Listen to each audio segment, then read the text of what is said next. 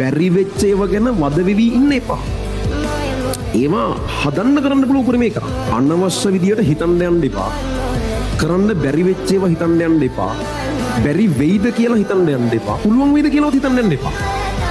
වැඩ කරන්න. මැෂින් වගේ වැඩ කරන්න. ඉමෝෂන්ස් වලට ආව හැන්ඩල් කරන්න දෙන්න එපා.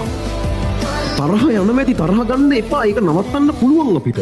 හිත ඉන්න එක නවත්තලා පුළුවන්ද දන්නේ නේද? දන්නේ ඉතින් කරලා බලන්න. හරිද? ඒ කියන්නේ දන්නේ කියන්නේ එහෙම කරලා කරණෙවුන් ඉන්නවා. ඒකට උන්ට හරියනවා. එම තමන්ගේ විදිහ කියලා නිශ්චිත එකක් නෑ. හරිද? ඔයාට ඒක ඩිසයිඩ් කරන්න පුළුවන්. විශේෂයෙන්ම ඔය වයසේ මිනිස්සු කියන්නේ තමන්ගේ විදිහ වැඩිපුරම වෙනස් කරන්න පුළුවන් වයස. ඕගොල්ලොන්ටම තේරෙනවා ඇති ගිය අවුරුදු හිටපෙක්ට නෙවෙයි මේ ඉන්නේ. සමහර ඒ කාලේ අදහපු ගොන් අදහස් දැන් වෙනස් වෙලා තියෙනවා. ඒ කියන්නේ එහෙම පැහැදිලිව වෙනස් වෙන්න පුළුවන්ම කාලේ ඕගොල්ලෝ ඉන්නේ. වැඩිපුරම එක්ස්පීරියන්ස් එකතු වෙන කාලේ ඕගොල්ලෝ